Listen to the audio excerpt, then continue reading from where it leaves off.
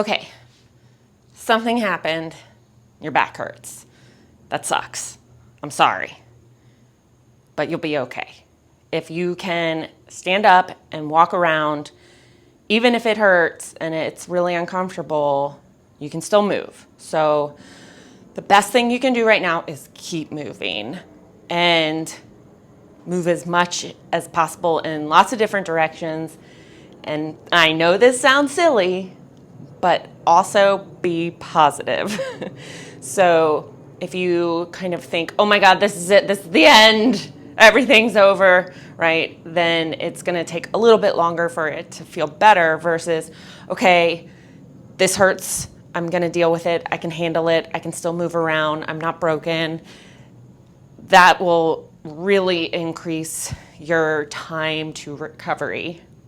It will speed it up. I know that's easier said than done, but it is helpful to just at least say that. So there are two exercises that I would like for you. So there's two exercises that I'd like for you to do pretty much like every hour on the hour from here on out.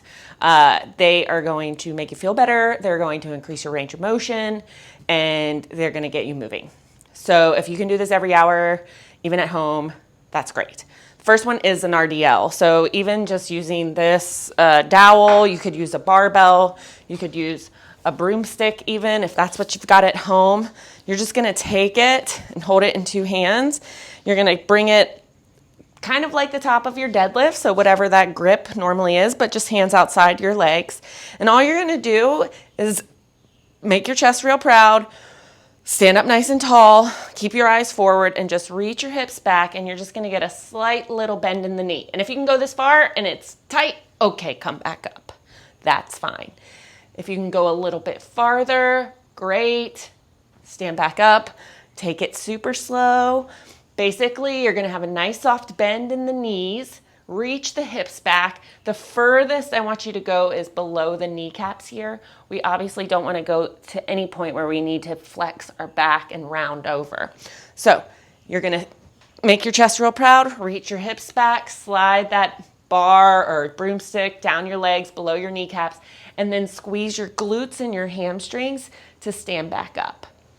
And again, I just want you to go as far as you can, as far as that range of motion allows.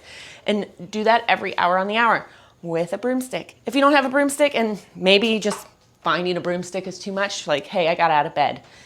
Thanks, I should get credit for that. Then just take your two hands and you're just gonna run them along your legs in the same way. Just run them down your thighs.